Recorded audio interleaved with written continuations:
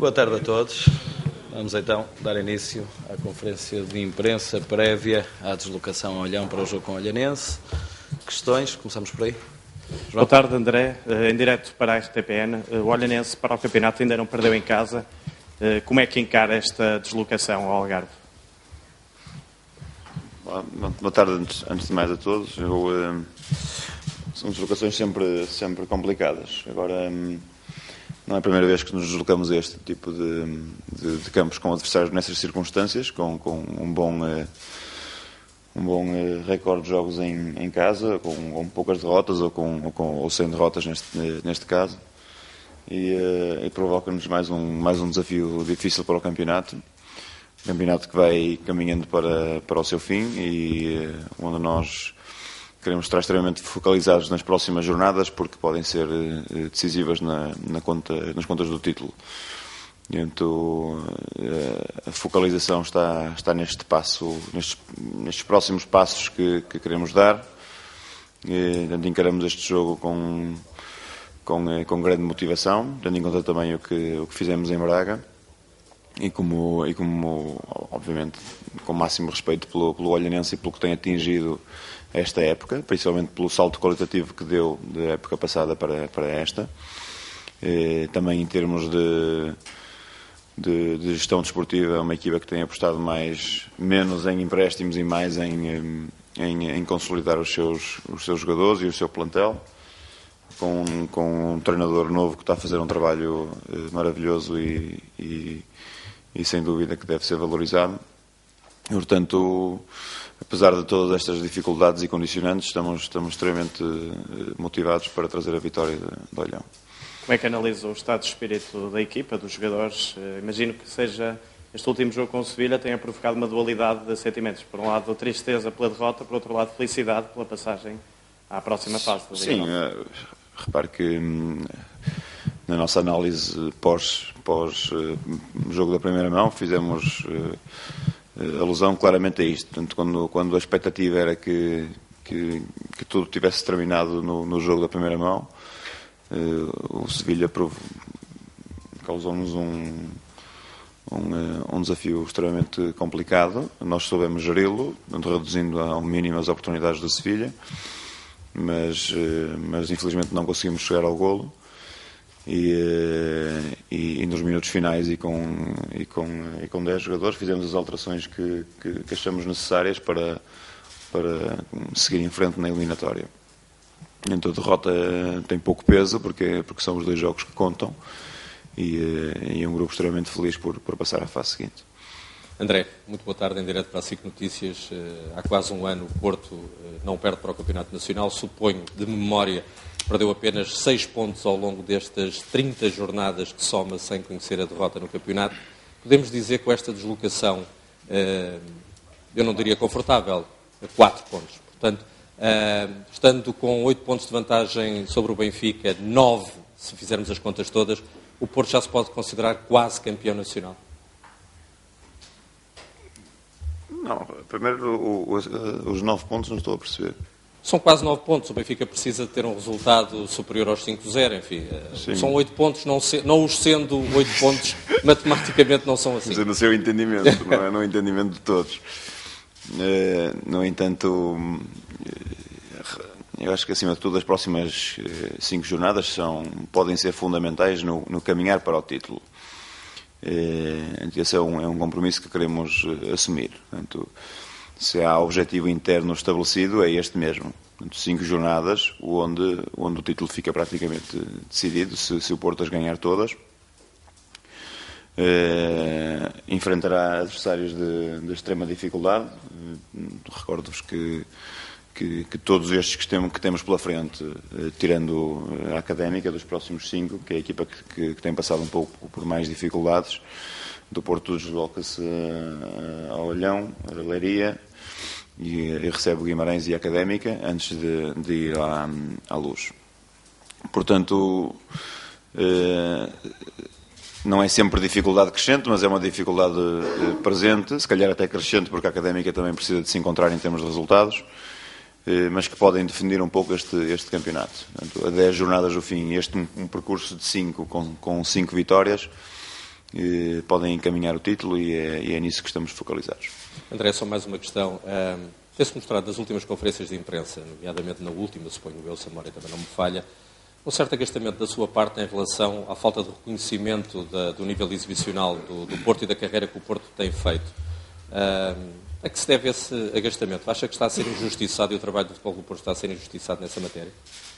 Não, injustiçado não, mas tem sido alvo de crítica pouco fundamentada, com pouco rigor e critério, e com extrema sobrevalorização do que é negativo e não sobrevalorização do que é positivo.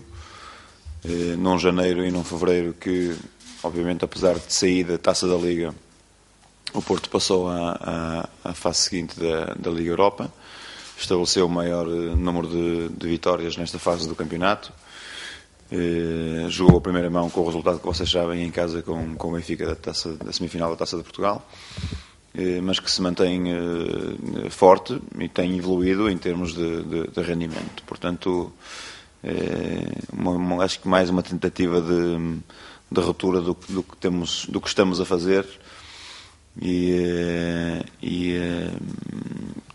pouca valorização do que de bom se tem conseguido.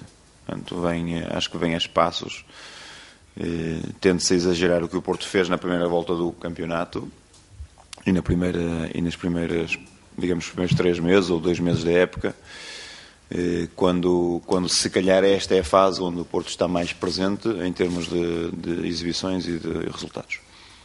André, já lhe fizeram esta pergunta de várias maneiras, mas daquilo que conhece e sendo um homem do futebol já há muitos anos, parece-lhe viável que o Futebol Clube do Porto perca 3 jogos até ao final do campeonato? Sim, repare que não é impossível, tudo pode acontecer no futebol e esse imprevisível tem que estar presente. Falamos desse imprevisível outro dia no fim do jogo com o Sevilha. Foi clara a forma como correu o jogo, onde o Porto teve na cara do golo 10 vezes e não marcou. Eu recordo-vos que o Porto é em absoluto a equipa com mais golo neste momento em Portugal, contando obviamente a Liga Europa, portanto é a equipa portuguesa com mais golo, e tentar atribuir ao Porto, por não ter chegado ao golo com o Sevilha, por exemplo, o atributo de equipa que precisa de melhorar na finalização ou precisa de estar com maior discernimento em frente ao golo, é algo que não tem cabimento também. Portanto, esse é o imprevisível do futebol. O Porto esteve na frente do golo, normalmente marca, e porque não um percurso negativo. Neste percurso que nós estamos a antever, que pode ser positivo e que nos pode dar o título, podemos ter exatamente um percurso negativo que nos leva a um número de derrotas que mete ainda mais aceso o campeonato. Qual é o jogo mais difícil neste momento? Aquele que o preocupa mais, sendo que pensa jogo a jogo sempre, mas qual é aquele no calendário que o preocupa mais? Preocupa-me obviamente o jogo com o Olhanense primeiro e depois abordarei os outros a seguir.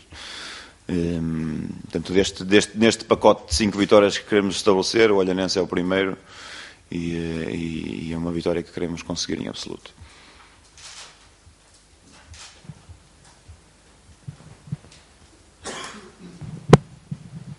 Boa tarde.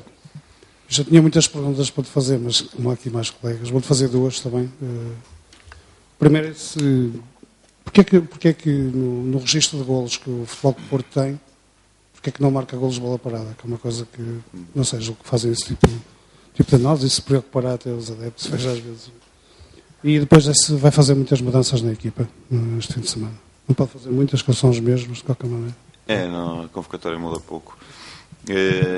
Não, repare que eu acho que, não desvalorizando, fazer golos em bolas paradas, porque tem a sua importância,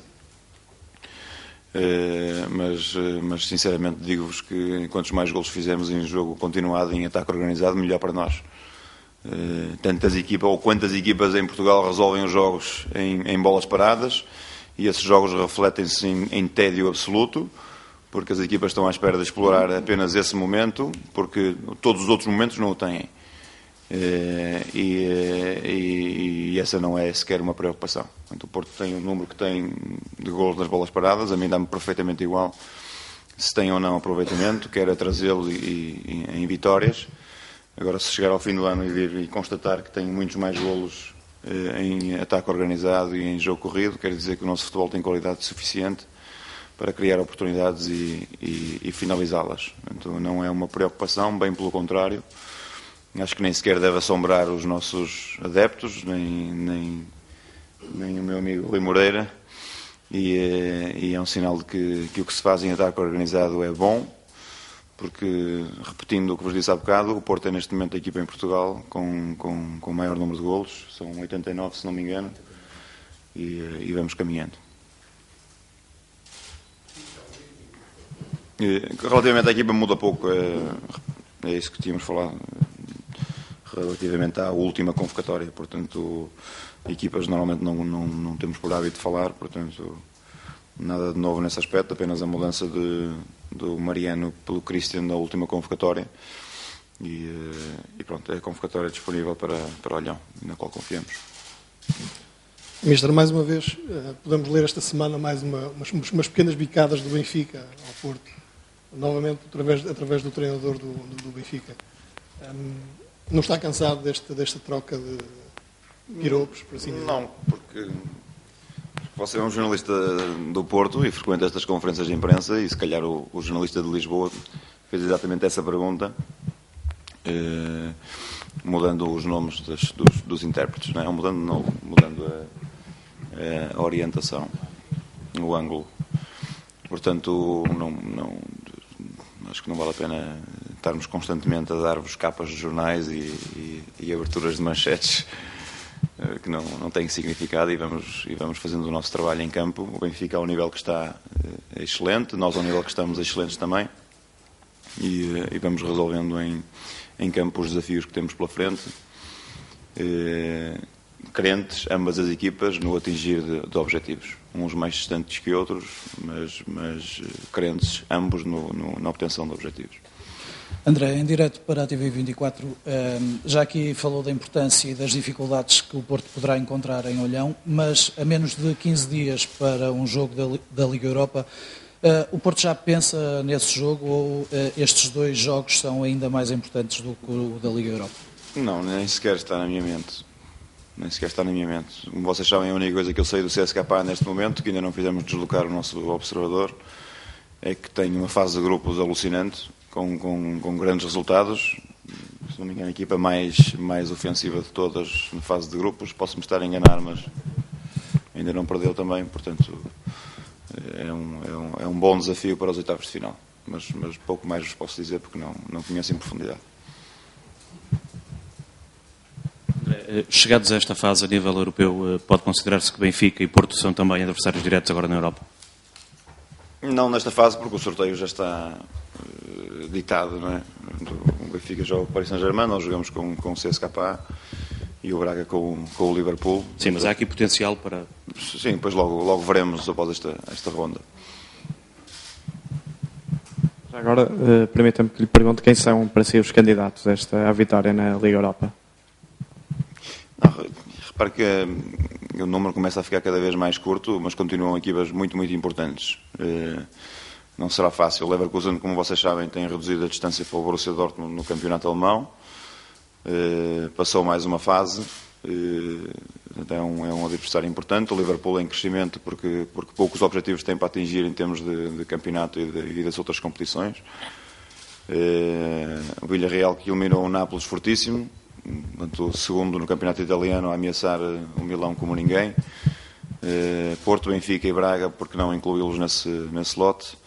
Então, agora o imprevisível acontece novamente, e é o que também falamos em conferência de imprensa no final do jogo de Sevilha, recordando que normalmente estas finais de Taça UEFA trazem sempre equipas com pouca ou muita história na competição. Portanto, no ano passado tivemos o Fulham, o Atlético de Madrid já não tinha uma final europeia há uma série de anos, o Shakhtar, o CSKA, por aí fora. Portanto, qualquer coisa pode acontecer. O Falcão voltou a jogar agora na Liga Europa, há um tempo curto de recuperação para o próximo jogo. Tem garantias de que não haverá retrocesso, que agora estará em pleno até ao final? Quer dizer, salvo qualquer circunstância. Sim, porque nós acreditamos cegamente no nosso trabalho de recuperação. Portanto, como vocês sabem, o Porto fisicamente tem estado impressionante, também recebido coletivamente do estrangeiro, volto a repetir, elogios acerca disso, porque aqui e em Portugal tentou-se colar que o Porto estaria mal fisicamente, que é uma barbaridade, mas fisicamente impressionante. Acreditamos no trabalho que estamos a fazer, portanto, nesse cenário estamos perfeitamente tranquilos. André, o regresso de Falcão permite-lhe respirar nesta altura, ainda para mais dizendo que é uma fase decisiva para o campeonato e para a carreira do Porto, os próximos 5 jogos. O regresso do Falcão permite respirar de alívio? Dá-lhe outras soluções, obviamente. Acho que não posso fugir muito da pergunta relativamente ao que respondi na antevisão do jogo desta segunda mão com o Sevilha. Portanto, neste momento apenas temos o Rafa de fora, uma lesão que vocês sabem qual é, e satisfeitos por ter todos disponíveis. Portanto, ter jogadores como o Falcão e o Álvaro de regresso, tendo em conta o tempo que têm sido utilizados, para nós é um bom tónico, digamos assim.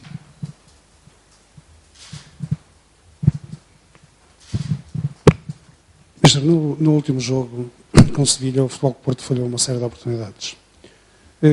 Nos minutos finais, houve muito nervosismo que o jogo foi transmitido das bancadas. Não sei se estou a dizer uma estupidez, mas os jogadores podem ter sido afetados até com, digamos, com esse sentimento que havia. Eu não sei se quero responder ou se devo entrar por aí. Agora, parece-me claro que as 3 derrotas que o Porto tem são no Dragão. Não sei se é esse o motivo ou não. Se gera ansiedade emocional nos adeptos, parece-me claro que sim. Se podemos ter mais emoções a partir do estádio ou melhores, eu penso que não, porque o estádio do Dragão, na sua plenitude emocional, é fortíssimo e incomoda qualquer equipa. E é isso que eu quero acreditar. Portanto, se houver necessidade de incentivo e de despertar mais os adeptos emocionalmente para apoiarem a equipa, nós somos responsáveis por isso e temos que o fazer. Portanto, os jogadores próprios, quando se deslocam, no próprio banco ou a partir do banco, digo os jogadores quando se deslocam para bolas paradas, por exemplo, nesse tipo de incentivo e de tentativa de puxar mais pela equipa.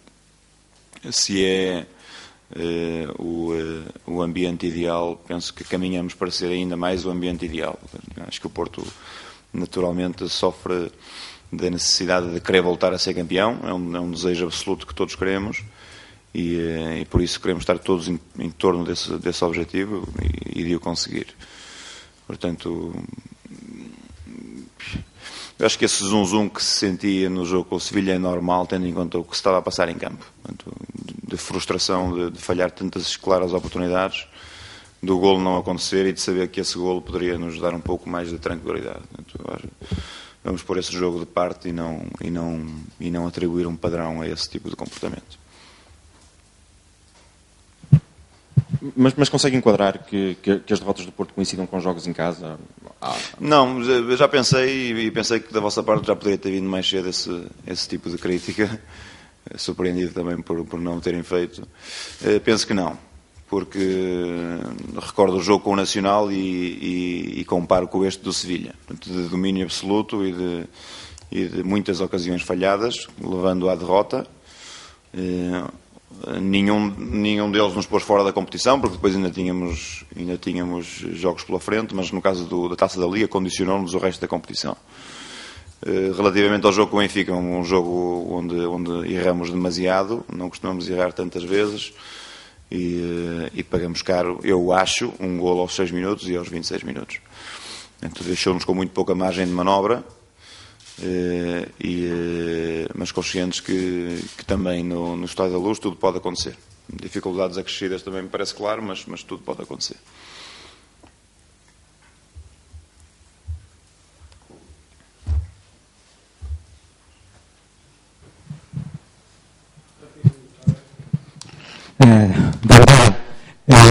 Uma cadena de televisão japonesa.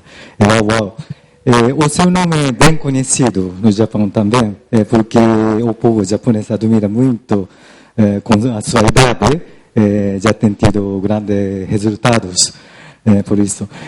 E também é conhecido como o senhor era adjunto de José Mourinho, né? Quais são as influências de José Mourinho? Influência não, influência que tem. Repara que nós já temos debatido um pouco essa questão aqui. Eu acho que houve uma série de pessoas que foram decisivas no meu crescimento como treinador, e uma delas foi o José Mourinho, se calhar a mais fundamental, porque bebi dele grandes ensinamentos. Agora todo o meu percurso foi partilhado com uma série de pessoas, muitas delas que ainda aqui estão neste clube e que têm muito significado para mim. Portanto, importante sem dúvida, decisivo não, porque também quero acreditar que o que faço vem do meu conhecimento e da experiência que vou adquirindo, mas uma pessoa pela qual tenho o máximo respeito, que acho que servi enquanto bom profissional e que espero um dia poder reencontrar no futebol. Só mais uma pergunta. O Porto também é conhecido uma equipa invicta. Sobre aquele jogo contra a Sevilla, compreendo que o mais importante é que passar nas eliminatórias, né? Mas perder na casa.